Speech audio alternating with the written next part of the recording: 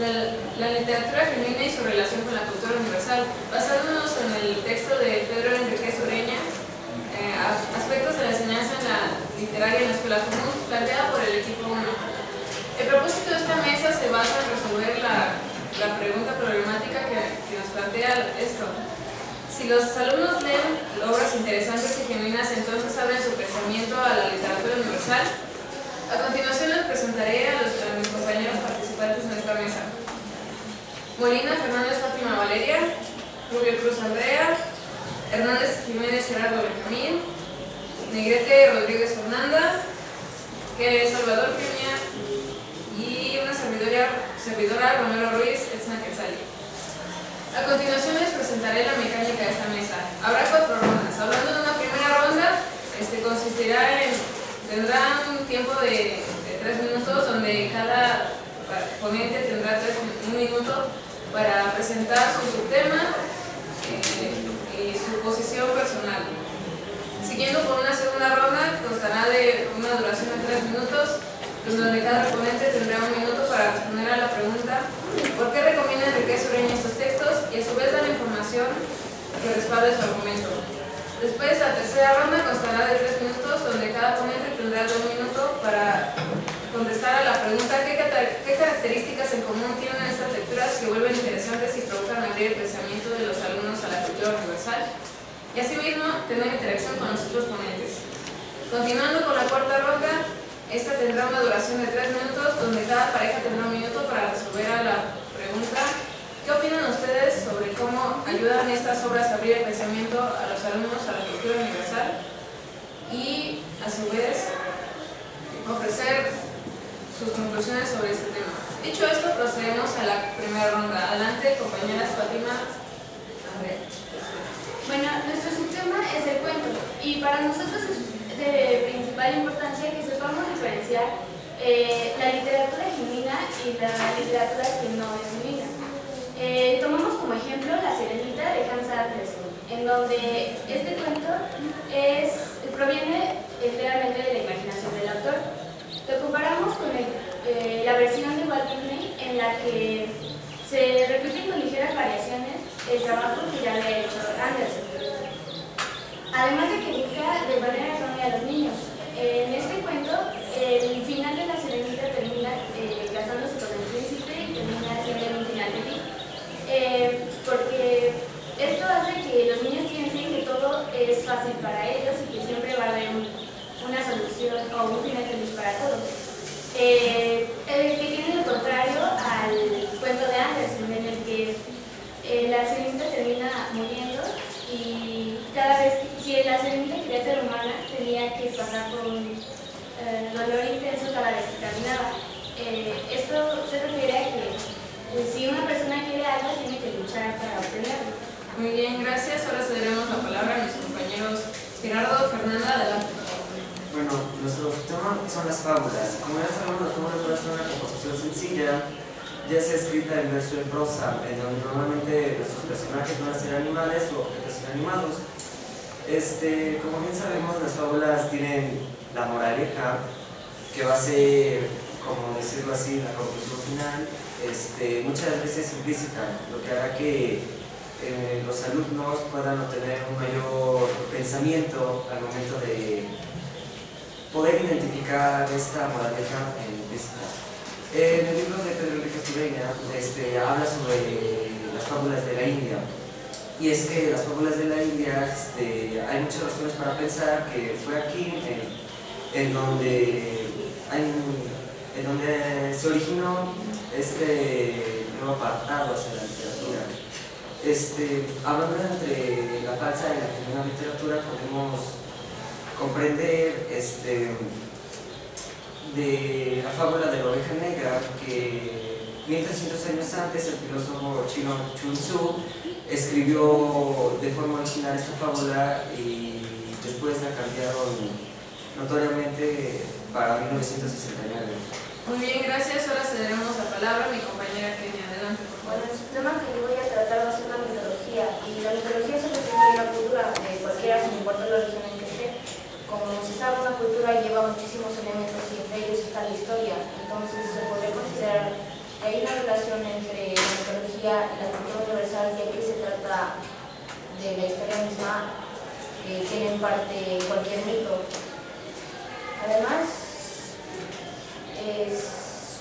en la mitología, las versiones clásicas e incluso algunas actuales se pueden considerar como literatura genuina, ya que contienen elementos que quizás ya han sido vistos, pero cambian a una nueva forma de verlas.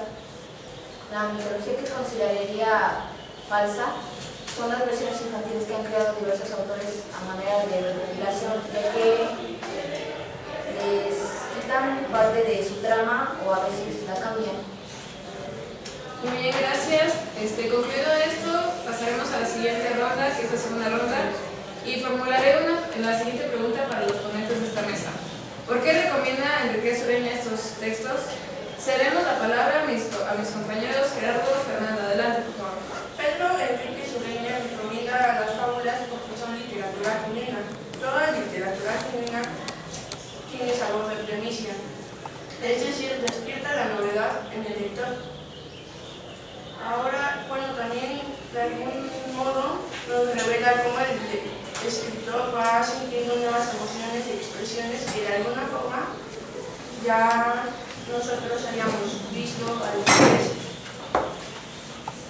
Esto despierta el interés hacia la lectura y hace que continuemos leyendo el texto para que así podamos abrir el pensamiento a la cultura universal.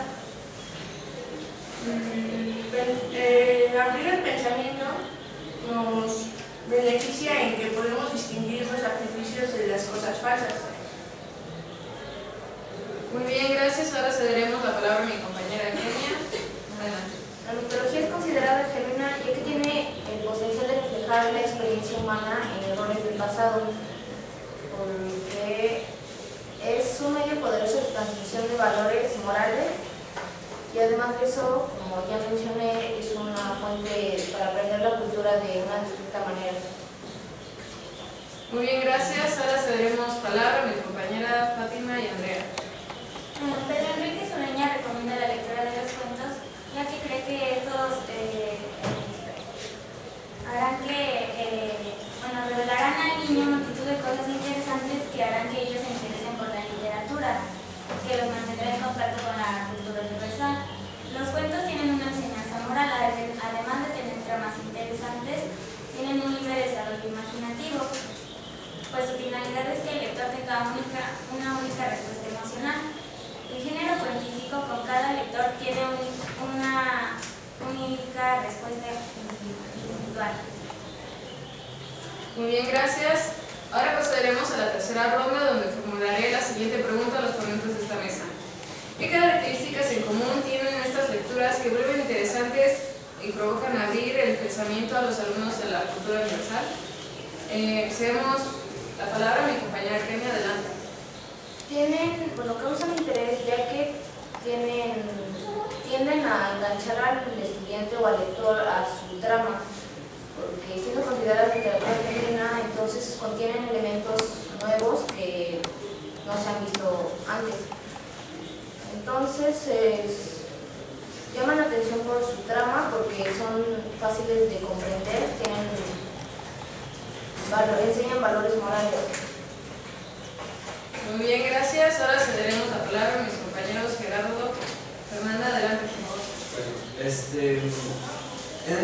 en el texto de Pedro Enrique Sureña nos dice que la literatura no se tiene que obligar, o sea, el niño no tiene que estar obligado a leer un libro, sino se tiene que hacer de una forma placentera. Así el alumno podrá obtener el amor hacia la literatura, lo cual podemos decir que en este caso podrían ser las fábulas. Al momento de ser interesantes para los alumnos, podrán verlas de una forma que no serían obligatorias, y así podrán obtener un placer hacia estas. Entonces, como hemos dicho, las fábulas tienen la moraleja, que muchas de estas veces van a ser implícitas, lo que va a hacer que el alumno entre en una nueva forma de pensar hacia la cultura universal, aparte de poder fomentar y aumentar su gusto por la literatura.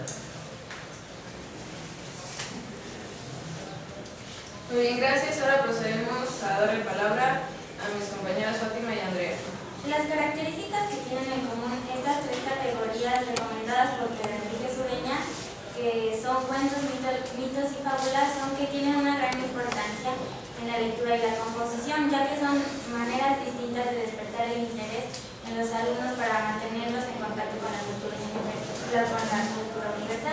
Las tres categorías llevan dentro una extensa cultura, presentan habilidades para simular sentimientos o ideas que te llevan al interés. Estos despiertan la curiosidad en los alumnos y ya que se sienten las emociones o el rigor que el autor quiso expresar. Muy bien, gracias. Ahora procederemos a la última pregunta.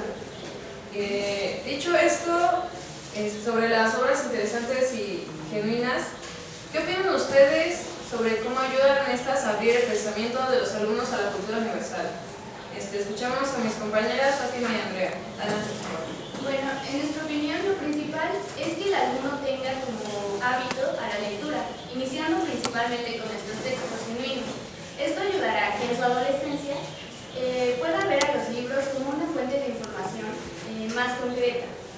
Les ayudará a no conformarse con datos insuficientes. Muy bien, gracias. Ahora le damos palabra a mi compañera Kenia. Adelante, por favor. La mitología relacionada con la cultura universal, porque como ya lo dije, cada mitología pertenece a cierta región y cada región tiene cierta cultura. Además, la mitología a veces ha sido relacionada con la religión y por eso a veces es considerada como un precursor de la teología.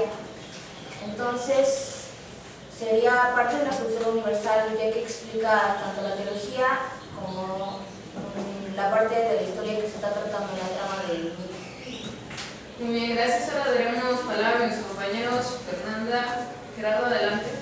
Bueno, respondiendo a su pregunta, realmente creemos que las fábulas son un camino confiable para fomentar la lectura y abrir el pensamiento a la cultura universal, ya que estas nos obligan a pensar de alguna forma, porque al momento de buscar la moraleja en el texto, que siempre regularmente se encuentra de manera implícita, vamos distinguiendo los artificios de las cosas falsas para así llegar a una conclusión. Entonces creemos que realmente es algo bueno que también pertenece a la literatura genuina. Muy bien, gracias. Bueno, para finalizar esta mesa de discusión, abrimos un breve espacio para recibir algunas preguntas de parte de ustedes. Adelante. ¿Qué características debe de contener un texto para ser considerado genuino? Bueno, debe ser un cuento un texto que tenga propiedad de ser puro, que venga de la imaginación y que además, aunque todos sus elementos no sean completamente diferentes, nuevos, tenga la facilidad de crear una nueva historia, algo diferente a lo que ya se conoce. Bueno, ¿alguien más? Bueno, digamos que si nosotros empezamos por leer estos textos nos despiertan a la cultura general, pero también despertamos otras habilidades, otras cosas que podemos hacer, como ¿qué me pueden decir, por ejemplo? Bueno, aquí también, no lo mencionamos, era importante, pero se nos fue mencionarlo. También abrimos lo que sería el pensamiento crítico, porque empezamos a ver los problemas que se plantean, por ejemplo, en los cuentos, que en la literatura que no es genuina, como ya mencionábamos, el de Walt Disney, nos da una solución fácil, nos muestra que todos nuestros problemas se pueden solucionar fácilmente y la mayoría de las veces te los muestra como no resolviéndolos tú, alguien más te lo resuelve. Entonces, cuando ves un libro como el de Christian Andersen, es más como abrir el pensamiento crítico, ya que estás analizando la situación y los problemas que se te plantean ahí y cómo resolverlos. ¿De qué manera un joven como nosotros puede interesar en lo que sería la literatura genuina y de qué nos sirve en la vida cotidiana, por ejemplo, en nuestra materia de lengua española? Muy bien, damos por concluido.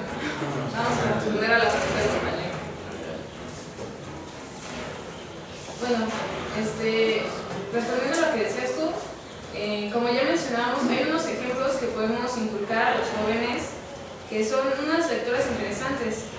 Por ejemplo, el de las fábulas, los mitos. No necesariamente tenemos que poner un texto científico a los niños pequeños, porque obviamente no les va a interesar. Podemos inculcarlos a través de cuentos, que son de manera más infantil. Y nos sirve para la vida cotidiana. Por ejemplo, para lo que sería lengua española, nosotros ya deberíamos traer ese conocimiento desde pequeños, el cual se nos inculcó. Esos libros, como el ejemplo que dieron de La Sirenita, que son como más para los niños, ¿cómo serviría para ellos desarrollar el pensamiento crítico y por su edad no les causaría algún conflicto como leer ese libro, el original que mencionaban, de que no terminaba con el príncipe o algo así? ¿No tendría algún conflicto por la edad de los niños? Pues en realidad no se tiene ningún conflicto, ya que este autor tiene la facilidad de envolver a los niños para que se interesen en la problemática que hay en ese cuento. En realidad es muy fácil comprender la lectura del autor, y en especial para los niños, porque es muy interesante la trama. Gracias. ¿Alguien más? Bueno, siendo esto así, damos por concluido esta discusión y gracias por